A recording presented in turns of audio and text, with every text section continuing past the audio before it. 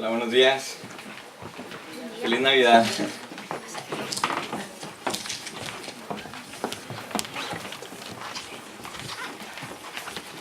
Espero que hayan pasado todos un buen tiempo en familia, en amigos, reflexionando acerca de la Navidad, y vamos a reflexionar también acerca de la Navidad en esta mañana en un pasaje que puede ser un poco extraño sobre Josué 2, la historia de Rahab, y Cory estuvo leyendo un pasaje en Hebreos 11 sobre la fe de Rahab. Pero si vamos a nuestras Biblias y abrimos Josué capítulo 2, voy a hacer lectura, si todos podemos seguir esta lectura. Esta versión es la Biblia de las Américas, y dice así la palabra de Dios. Y Josué, hijo de Nun, envió secretamente desde Sittim a 2 espías, diciendo: Id, reconocer la tierra, especialmente Jericó. Fueron pues y entraron en la casa de una ramera que se llamaba Rahab, y allí se hospedaron. Y se le dio aviso al rey de Jericó, diciendo: He aquí unos hombres de los hijos de Israel han venido aquí esta noche para reconocer toda la tierra. Entonces el rey de Jericó mandó decir a Rahab: Saca a los hombres que han venido a ti, que han entrado en tu casa, porque han venido para reconocer toda la tierra. Pero la mujer había tomado a los 2 hombres y los había escondido, y dijo: Sí, los hombres vinieron a mí, pero yo no sabía de dónde eran. Y sucedió que a la hora de cerrar la puerta, al oscurecer, los hombres salieron, no sé a dónde fueron, y deprisa tras ellos, que los alcanzaréis. Pero ella los había hecho subir al terrado, y los había escondido entre los tallos de lino que había puesto en orden en el terrado. Y ellos los persiguieron por el camino al Jordán hasta los vados, y tan pronto como los que los perseguían habían salido, fue cerrada la puerta. Y antes que se acostaran, ella subió al terrado donde ellos estaban, y dijo a los hombres: Sé que el Señor os ha dado la tierra, y que el terror vuestro ha caído sobre nosotros, y que todos los habitantes de la tierra se han acobardado ante vosotros.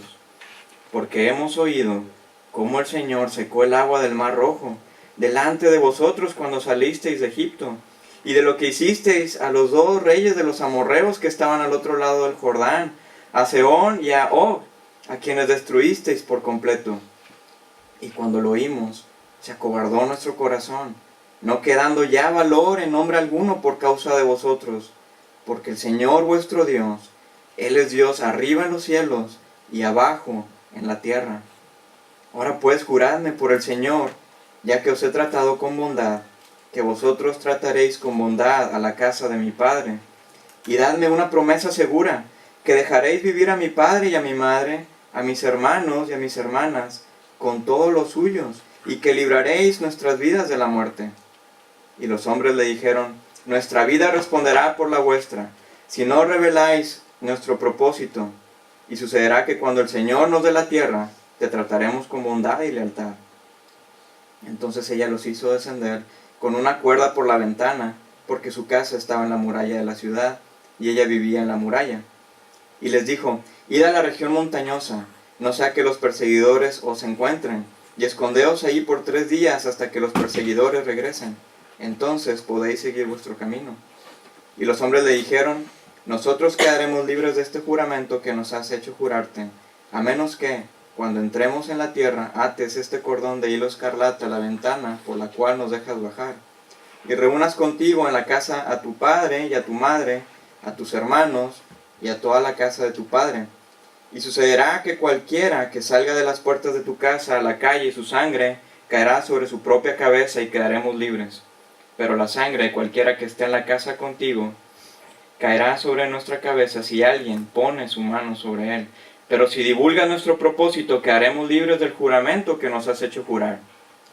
Y ella respondió: Conforme a vuestras palabras, así sea. Y los envió y se fueron, y ella ató el cordón escarlata a la ventana. Y ellos se fueron y llegaron a la región montañosa y permanecieron allí por 3 días hasta que los perseguidores regresaron. Y los perseguidores los habían buscado por todo el camino, pero no los habían encontrado. Entonces los 2 hombres regresaron y bajaron de la región montañosa, y pasaron y vinieron a Josué, hijo de Nun, y le contaron todo lo que les había acontecido. Y dijeron a Josué: Ciertamente el Señor ha entregado toda la tierra en nuestras manos, y además todos los habitantes de la tierra se han acobardado ante nosotros. Esta es la palabra de Dios. ¿Por qué nos gustan las historias? Es una reflexión que podemos estar viendo en esta mañana. ¿Por qué nos encantan? O bueno, si nos gustaron los cuentos de Cenicienta o de Blancanieves, o incluso las telenovelas, ¿por qué nos gustan? Si podemos pensar ahorita en un momento acerca de alguna historia que nos haya impactado, ¿por qué? ¿Por qué nos emociona? Yo creo que la fascinación que tenemos por las historias es debido a que en ellos los personajes, muchos de ellos en condiciones de cierta debilidad, como pobreza o alguna incapacidad o algún conflicto, son rescatados y encuentran el amor verdadero, es casi siempre el elemento en todas las historias. ¿Y cómo termina? Fueron felices para siempre. Nosotros tenemos esa misma fascinación o esa misma ilusión en nuestro corazón, de que el verdadero amor debe existir. Queremos ser rescatados, queremos luchar por conseguir nuestra felicidad y que al final del día vivamos felices para siempre. Por ejemplo, en las novelas o telenovelas, bueno, puedo hablar de las mexicanas, que es el contexto donde yo vengo. Siempre el elemento en ellas es el mismo, cualquiera, nada más los nombres cambian de los personajes, de algunas situaciones. Pero el elemento siempre es el mismo, es la chica pobre que trabaja en la servidumbre de una gran casa y que ella es rescatada de su condición, se enamora del señorito de la casa y ¿qué pasa? Se casan y viven felices para siempre. Es el mismo elemento, si podemos analizar las telenovelas. Algo interesante, solamente como un paréntesis, sería ver la segunda parte, a ver si es cierto que ese ideal que tenían del amor perfecto perdura, ¿no? Después de lavar los platos y estar lavando y tallando la ropa, a ver si eso permanece. Y precisamente esta semana hemos estado reflexionando o celebrando la Navidad. Es una historia que es tan conocida por creyentes y no creyentes. Incluso los no creyentes la escuchan y la celebran en cierta manera, ¿verdad? Porque ellos descansan de su trabajo. Pero esta historia de la Navidad a los oídos posmodernos ha perdido mucho su sabor, porque se ha dejado de contar como es debido, con una estructura de narrativa, en este caso pues la narrativa bíblica. La historia de la Navidad queda escueta, queda sin brillo, sin la genialidad, incluso la verdad que conlleva y la profundidad. Y la historia que escuchamos en estos tiempos queda muy simplona. Es como si dijéramos, bueno, ¿de qué trata la historia de Caperucita Roja? Y dijéramos, bueno, solamente trata de Caperucita llevando unos bizcochos a su abuela. De esa manera la historia queda muy simple, muy seca. Pero si la adornamos con una estructura narrativa, podemos embellecer esta historia y darle ciertos giros y ciertos matices. Y pudiéramos decir que la historia de Caperucita Roja trata de Caperucita llevando unos bizcochos a su abuela, pero se encuentra y se tiene que enfrentar con el malvado lobo. Así la historia realmente captura nuestra atención y nos emociona.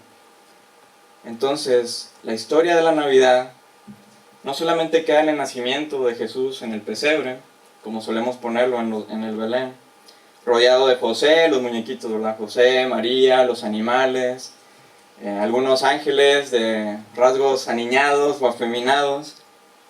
No, sino que en la historia de la Navidad tenemos una historia que realmente es dramática, es una historia tan profunda, que tiene matices y tintes, tiene diversos giros inesperados, tiene protagonistas y antagonistas que tienen ciertas adversidades, tienen ciertas luchas, incluso emocionales.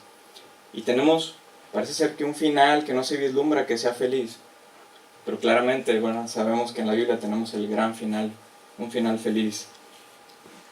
Y todavía la historia de la Navidad es mucho más rica, interesante y profunda, si la vemos desde una perspectiva, por ejemplo en el Antiguo Testamento, como este pasaje de Josué.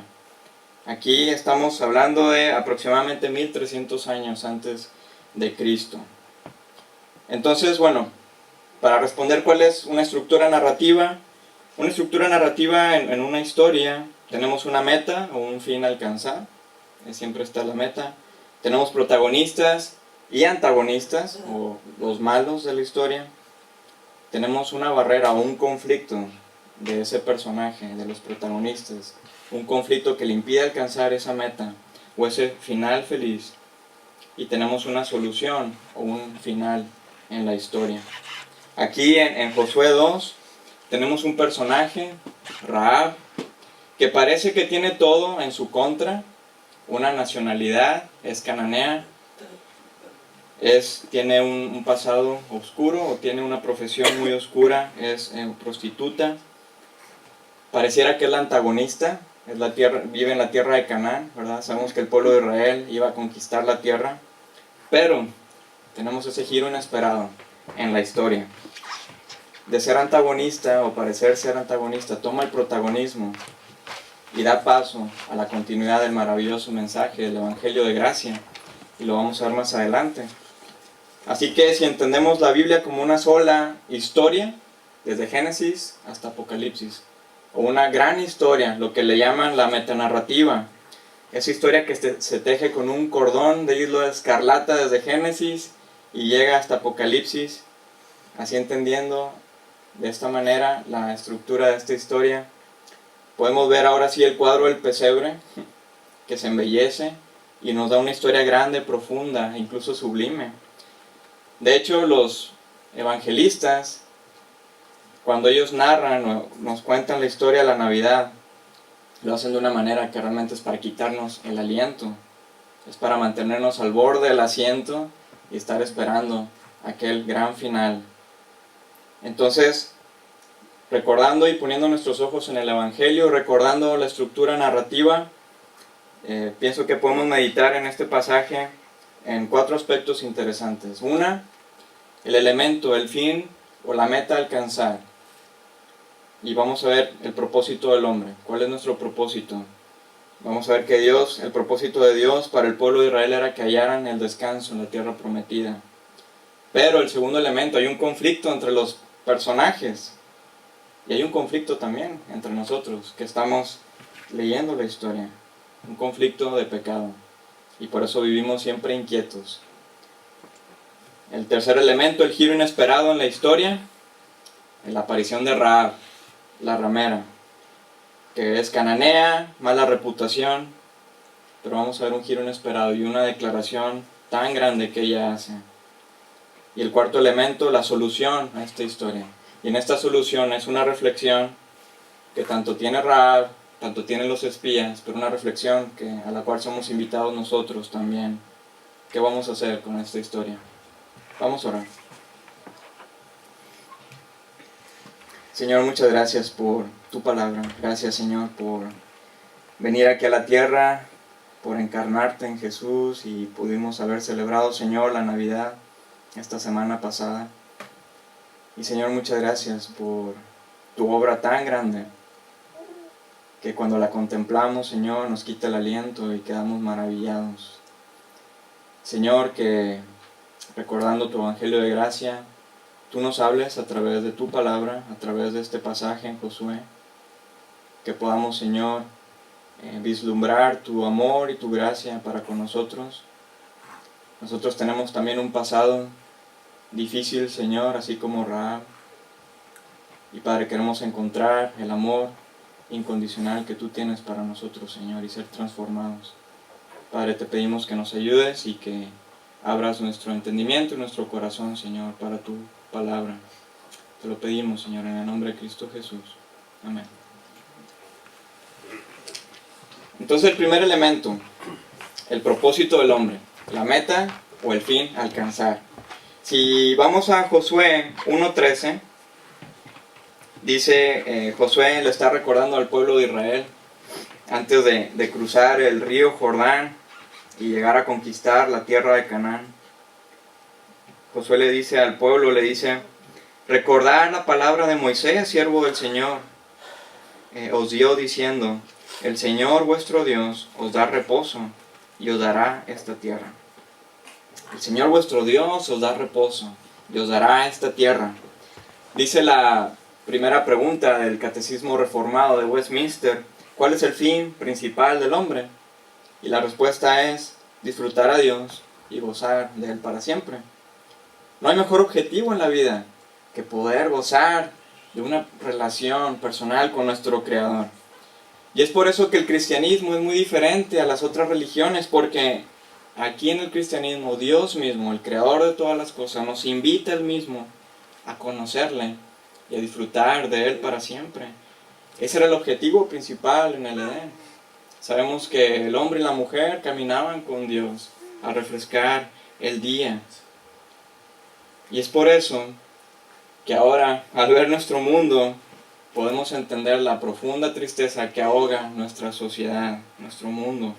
Porque muy dentro de nosotros estamos en búsqueda de ese descanso que Dios nos está invitando a tener. Vivimos en un exilio y estamos en búsqueda de nuestro verdadero hogar. El Señor vuestro Dios os da reposo, les dice Josué a los israelitas. Si hemos estado fuera de nuestra casa por algunas semanas, o incluso fuera de nuestro país por un largo tiempo, vivimos siempre inquietos, tal vez por la añoranza, ¿verdad? Echamos de menos nuestro hogar, nuestra casa, nuestra comida, la cultura. Y esa inquietud de nuestro corazón nos hace querer volver pronto, ¿verdad? Y más cuando estamos en tiempos de Navidad y tiempos de celebración. San Agustín acertadamente dijo en su libro Confesiones algo muy interesante, dice: tú nos hiciste para ti mismo, y nuestro corazón estará inquieto hasta que halle descanso en ti. Estamos inquietos, estamos en búsqueda de un descanso. Esta mañana es interesante que al hablar de descanso, ayer Raúl no quería dormir, hasta la 1 de la mañana lo puse a dormir, luego Paloma se despierta a las 6 de la mañana, en fin, no pudimos dormir esta mañana, ni Susi ni yo, por esa razón tampoco pudo venir ahora con nosotros. Pero estamos buscando el descanso. Yo como padre de 2 hijos busco el descanso. Dios nos invita a un descanso mucho más grande. Y en este contexto de Josué, el pueblo de Israel había estado vagando por 40 años. Imagínense, 40 años en el desierto. Ahora el líder ya no era Moisés, ya había muerto. Ahora era Josué. Y en él estaba el encargo de llevar al pueblo de Israel a la tierra prometida, donde fluye leche y miel, a esa tierra de un gran descanso. Así que el propósito de Dios es el de darnos descanso. Y es por esa misma razón que Dios hace énfasis en el Shabbat, en el Sabbat, en el descanso. Si recordamos Génesis 2, es interesante que cuando Dios bendice el 7º día, el día de descanso, no encontramos esa repetición que vemos en los otros días, esa repetición que dice fue la tarde y fue la mañana un día, fue la tarde y fue la mañana otro día, etc. Sino que aquí en el 7º día queda abierto como una invitación para todos nosotros a gozar de un descanso con nuestro Creador. Y si recordamos Jesús como dijo en Mateo: venid a mí todos los que estáis cansados y trabajados, y yo os haré descansar. Jesús nos invita a ese reposo. El propósito en esta estructura narrativa, la meta es el descanso. El segundo elemento, el conflicto. Estamos en exilio, vivimos en un exilio, por eso vivimos inquietos, como nos recuerda San Agustín. Buscamos el descanso en donde no debemos buscarlo, y por eso estamos impacientes. Es interesante que muchas veces, o a mí me pasa que cuando tomo vacaciones, me lleno de muchas actividades, quiero hacer muchas cosas, y termino cansado. Necesito vacaciones de mis vacaciones. Aquí el pueblo de Israel, ellos están vagando 40 años, comienzan a echar de menos Egipto, comienzan a añorar Egipto, se olvidan de ese descanso por el cual Dios los está llevando a una tierra prometida, los saca de una manera tan poderosa y el pueblo se queja, se impacienta. Entonces Moisés envía 12 espías, y de esos 12 espías, en un episodio muy amargo en Cades Barnea, llegan los espías, 10 de ellos empiezan a desanimar a todo el pueblo de Israel. El pueblo se empieza a alarmar, ya estaban a punto de matar a Moisés. Y solamente 2 de ellos, Josué y Caleb, dan un reporte diciendo, animando al pueblo: Dios nos ha dado la tierra, vayamos y conquistemos. Ahora Josué en el liderazgo parece que va a hacer las cosas un poco diferentes. En vez de enviar a dos, envía a dos, tal vez recordando ese episodio tan amargo. Y solamente como un paréntesis, es interesante recordar que Josué antes se llamaba Oseas. Eso lo vemos en Números 13. Oseas significa salvación.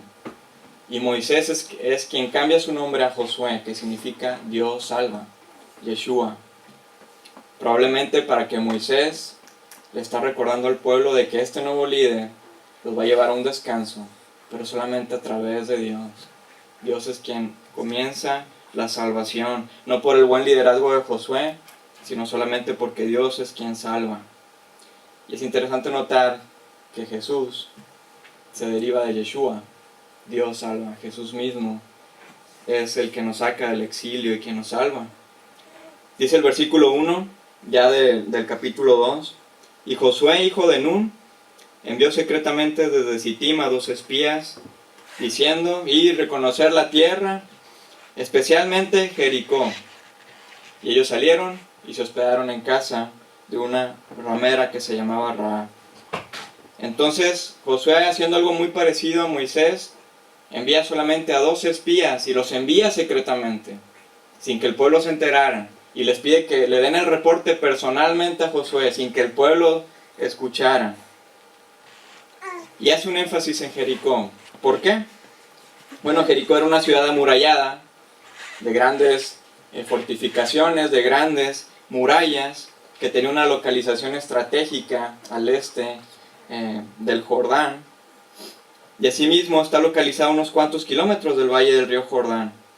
Entonces, si los israelitas iban a comenzar su proceso de conquista, tenían que vencer a Jericó. Entonces los espías salieron y fueron estratégicamente también a un lugar donde ellos pudieran encontrar información. Y qué mejor lugar que un hostal que era la casa de esta mujer, de Rahab, porque eran este tipo de posadas donde la gente se pasaba información secreta, donde se tramaban conspiraciones y traiciones. Entonces los espías estratégicamente llegaron ahí.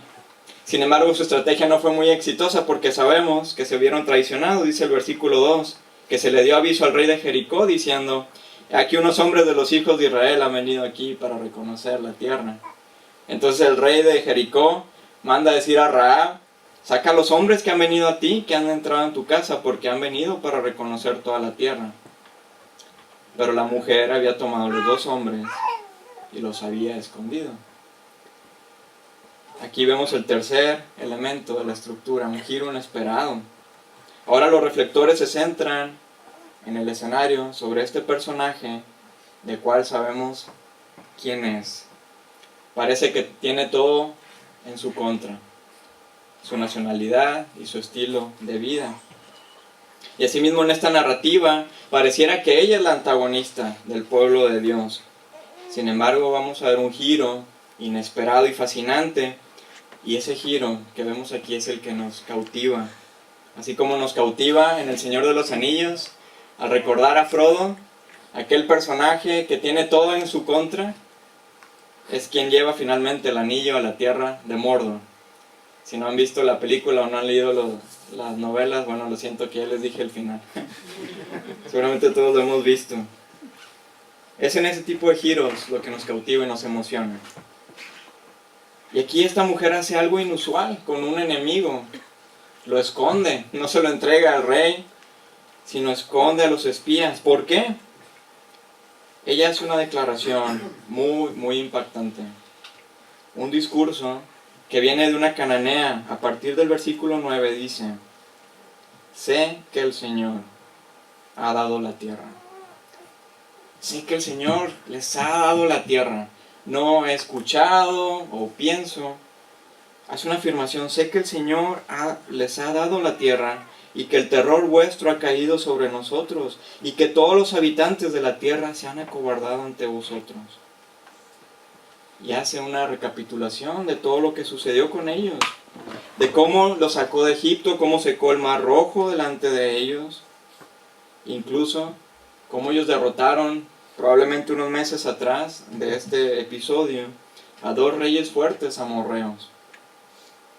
Dice en el 11, y cuando lo oímos, se acobardó nuestro corazón, no quedando ya valor en nombre alguno por causa de vosotros, porque el Señor vuestro Dios, Él es el Dios arriba en los cielos y abajo en la tierra. Una declaración, yo creo, tan profunda, que los espías se quedaron con los ojos tan abiertos al escuchar una declaración de una mujer que pareciera ser enemiga. Ella confesó un conocimiento y una información exactos de Dios, una información acerca de ese Dios de Israel. Realmente las maravillas de Dios cuando salen de Egipto se fueron expandiendo por toda la tierra hasta que llegaron a Canaán. Y además no estamos hablando de que el pueblo de Israel eran unas cuantas personas vagando de Rahab. Hoy en día, yo creo que las implicaciones es que cuando pensamos acerca de evangelismo relacional, hay gente que tal vez haya escuchado de Dios, tal vez tienen un conocimiento de Dios, probablemente inexacto o algo erróneo, pero vemos cómo Dios es el que orquesta todas las cosas. Dios es quien nos pone en el camino de las personas para darles a conocer el mensaje verdadero del Evangelio. Y esto trae una paz en nosotros, de que no está en nuestras fuerzas el evangelizar, sino que todo es una obra completa de Dios. Yeshua, Josué, Dios salva. Es solamente Dios, no es de nosotros. Así Dios mismo puso a estos dos espías que iban a reconocer la tierra, los puso en el camino y en la vida de Rahab, una mujer que había escuchado maravillas de Dios. Y que tal vez esa mujer, y aquí muestra un temor de Dios, dice que sus corazones se han acobardado. Tal vez ella está pasando un proceso de un cambio, tal vez moral. Dice en el versículo 6 que ella esconde a los espías entre los tallos de lino que ella había colocado en el techo de su casa. Probablemente ya ella y su familia ya estaban comenzando a lo mejor otro negocio. Solamente estoy especulando, ¿verdad? Pero pareciera que está comenzando otro negocio, que es el de hacer ropa. En los tiempos antiguos se usaba el lino para hacer ropa. Así que esta historia nos pudiera recordar un poco en Hechos 16, la historia de Lidia, aquella mujer que también es temerosa de Dios, que vende telas, pero que cuando escucha el mensaje del apóstol Pablo, dice que su corazón fue abierto para recibir el mensaje. Entonces Dios nos pone en el camino de las personas para confirmar un mensaje que tal vez ellos desconocen o es un poco erróneo. Así también el corazón de Rahab fue abierto cuando confirma ese mensaje que había escuchado, y al ver a estos dos espías, realmente ella está viendo que esta nación realmente es poderosa. Ella le dice a los espías que el corazón de todos en Jericó se ha acobardado. La palabra hebrea para acobardar viene de, o se puede traducir literalmente como disolver o derretir. Ella le está diciendo: nuestro corazón está disuelto, no tenemos ninguna esperanza, porque hemos escuchado estas noticias y realmente ustedes vienen a conquistar la tierra. Por esa razón el mismo rey de Jericó va a buscar a esos hebreos. Rahab estaba arriesgando su vida, y no solamente la de ella, sino la de toda su familia y la de los suyos, porque estaba cometiendo una clase de traición nacional. Pero sin embargo su fe es confirmada y abrazó la salvación. Ahora no me voy a meter en el detalle de que, bueno, Rahab mintió y qué pasa sobre la mentira. Yo creo que ahorita la centralidad es en la fe de esta mujer, en la esperanza de ese gran Dios, y como ella dice en su discurso: el Señor vuestro Dios, Él es Dios arriba en los cielos y abajo en la tierra. Entonces aquí tenemos una historia interesante que tiene ese giro que nos cautiva. Y no solamente el corazón de Rahab fue cautivado, seguramente el de los espías también, porque ellos jamás hubieran esperado escuchar un testimonio de Dios viniendo de esta mujer. Entonces el tercer elemento, el giro inesperado en la historia. El cuarto elemento, aquí tenemos el final o la solución al conflicto, una decisión personal. Rahab había tenido una gran confirmación acerca de lo que ella había escuchado. De esta manera, al saber que Dios, el único Dios que había dado la tierra de Canaán a Israel, ella estaba pidiendo a estos hombres su seguridad y su salvación. Y es interesante notar que no solamente pide la salvación de ella, sino que pide la salvación de sus padres, la salvación de sus hermanos, la salvación de la familia de sus hermanos. Ella está en una especie de intercesión a estos espías, pidiéndoles la seguridad de todos ellos. Ella está pidiendo su inclusión en el plan maravilloso de Dios. Ella conocía cómo 40 años atrás Dios había librado a Israel de una esclavitud de una manera tan poderosa. Conocemos esos pasajes en Éxodo, cómo Dios manda las plagas de una manera tan poderosa, saca al pueblo de Israel, y todavía llega al clímax cuando cruzan el Mar Rojo. Entonces ese Dios de los israelitas no era un Dios como los dioses que ella conocía. Este Dios había estado protegiendo y cuidando al pueblo de Israel por todos esos 40 años. Ese Dios había dado al pueblo de Israel el maná y el agua. Seguramente era un Dios que ama, un Dios que la puede amar a ella como jamás ella había sido amada, un Dios que tal vez puede tener misericordia de ella, y ella se afianza a ese gran Dios. Les dice en el versículo 12, juradme por el Señor, ya que os he tratado con bondad, que vosotros trataréis con bondad a la casa de mi Padre, y dadme una promesa segura.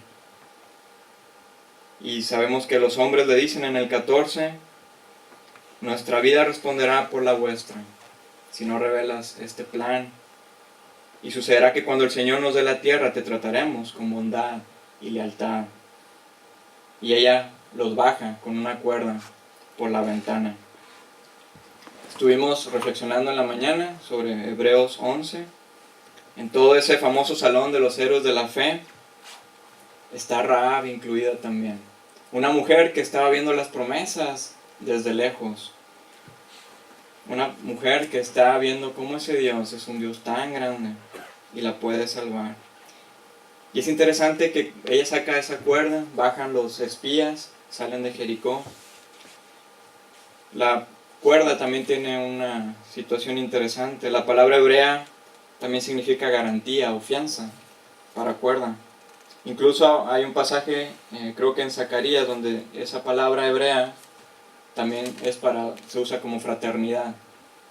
Entonces aquí vemos esa especie de pacto en la cual hacen los espías con Rahab. Tienen un pacto que se visualiza en esa cuerda, que es usada para que los espías bajen. Y como los dos, ¿verdad? Estas dos partes están unidas a un pacto. Los espías toman una decisión y ellos fueron salvados de las manos del rey de Jericó gracias a la bondad de Rahab, y ellos pagan esa gratitud de esa mujer.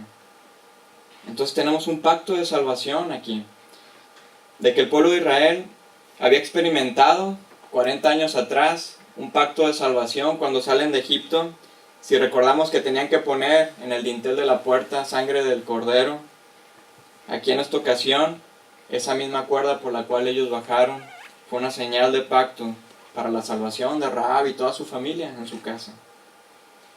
Entonces, si podemos hacer una película de esto, tenemos una escena de esos que le llaman flashback, una escena retrospectiva a la Pascua de Egipto, que apunta a una escena futura, una expectativa de la llegada de un ser, de ese niño tan esperado que estaría en el pesebre y que sería nuestro Cordero de Pascua para nuestra salvación, y que a través de su sangre estaríamos unidos en un pacto y podíamos tener la salvación nosotros.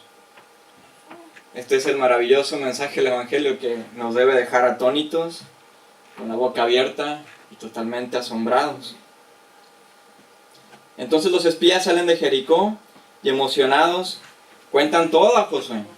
Entonces seguramente los espías están en una conmoción en sus mentes por todo lo que sucedió. Dice en el versículo 23, entonces los dos hombres regresaron y bajaron de la región montañosa y pasaron y vinieron a Josué, hijo de Nun, y le contaron todo lo que les había acontecido. y dijeron a Josué: ciertamente el Señor ha entregado toda la tierra en nuestras manos, y además todos los habitantes de la tierra se han acobardado ante nosotros. Ciertamente el Señor nos ha entregado la tierra. Ese descanso prometido estaba muy cerca de ellos. Y mientras tanto, cuando ellos salen, Rahab no esperó ningún momento y deja esa cuerda atada en la ventana de su casa. Ella no sabía cuándo llegaría esa conquista, sin embargo decidió poner ese símbolo de su fe a la vista de todos en Jericó.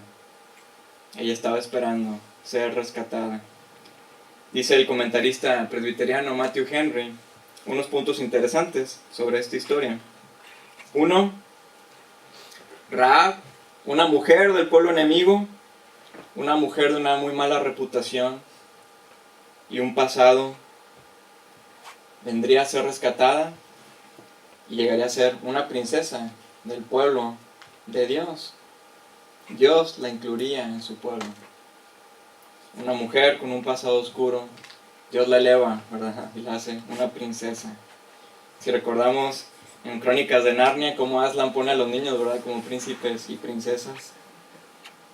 Así también nosotros podemos ser incluidos, ¿verdad?, en el mensaje de salvación de Dios. Dios nos transforma. Rahab se casa con Salmón. Posiblemente era alguno de estos dos espías. Y ella es interesante ver que es la madre de Boaz, la suegra de Ruth, una mujer también de un pueblo enemigo, una moabita. Y ella se convierte en Rahab, en tatarabuela del rey David. El otro elemento interesante que nos dice Matthew Henry es que esa cuerda roja con la cual se salvan los espías sería la misma cuerda con la cual se salva Rahab y su familia. Estaban atados a un mismo pacto. Esa misma línea roja que estamos viendo aquí continuaría hasta llegar a un pasaje en Mateo, en la genealogía de nuestro Salvador Jesús, donde vemos a Rahab mencionada ahí. Y esa misma línea roja nos lleva a contemplar la cruz de nuestro Salvador. Así que, el final, una decisión personal que podemos tomar también nosotros, una decisión y una invitación para ser incluidos en esta gran historia que nos lleva desde esa cuerda roja a maravillarnos en el pesebre del nacimiento de quien nos daría la salvación por poner nuestra fe en Él, al ser cubiertos por su sangre, por su sacrificio en la cruz. Y de esta manera Jesús nos da ese descanso que estamos buscando y nos quita del exilio en el cual estamos, quita ese conflicto que tenemos. Si recordamos la estructura, ¿verdad?, narrativa, el conflicto que hay entre Dios y nosotros por nuestro pecado, y Jesús nos promete que nos va a amar como nadie nos ha amado. Jesús es el verdadero héroe de la historia, el príncipe que quita, ¿verdad?, con un beso el hechizo de la princesa, si recordamos en las historias. Entonces, Rahab tiene un pasado oscuro. Para reflexionar, ¿cuál es nuestro pasado? Puede ser un pasado muy difícil. Dios nos ama, no importa nuestro pasado. Rahab había escuchado maravillas acerca de Dios. ¿Qué es lo que hemos escuchado nosotros de Dios? Rahab experimentó su inclusión en la salvación de Dios. ¿Lo hemos experimentado nosotros? Es así que el Evangelio es una historia maravillosa, tan maravillosa, que incluso todas las demás historias que conocemos en el mundo pudieran cometer plagio de autor, porque le toman siempre prestado, ¿verdad?, los elementos cristianos de nuestra gran historia en la Biblia. Entonces, amigos cristianos, que podamos seguir siendo cautivados y emocionados por el Evangelio de Dios, de una salvación tan grande, si la hemos experimentado. Y amigos, si están en alguna búsqueda todavía espiritual, Jesús nos invita a experimentar ese descanso que Él nos está dando y ofreciendo, de tener una relación con Él y experimentar un amor y una salvación tan grande que jamás hayamos podido imaginar. Oremos.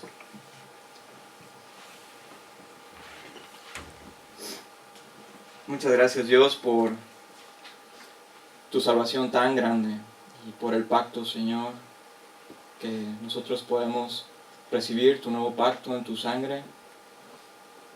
Gracias porque al ser cubiertos con tu sangre preciosa, Señor, somos salvados. Y aunque estamos todavía aquí, Señor, en este exilio, estamos esperando con emoción el gran final, Señor, cuando tú vengas por tu pueblo y podamos gozar de ese descanso eterno, Señor, que tú tienes preparado para nosotros. Padre, ayúdanos mientras estamos aquí a poderte conocer. Señor, te pedimos que nos ayudes y nos bendigas, que al caminar en este mundo tan difícil, Señor, que podamos tomarnos de tu mano y enfrentar, Señor, las situaciones adversas, sabiendo que nos espera un gran final, Señor. Padre, te pedimos también, si alguno de nuestros amigos todavía está en esa búsqueda espiritual, que tú sigas trabajando en su corazón, Señor, y que acerques personas también para que puedan seguir confirmando tu mensaje de Evangelio de gracia, Señor. Y Padre, que en vista a este año nuevo que se acerca, podamos también nosotros seguir reflexionando sobre las maravillas que has hecho en nuestras vidas, Señor. Te lo pedimos en el nombre de Cristo Jesús. Amén.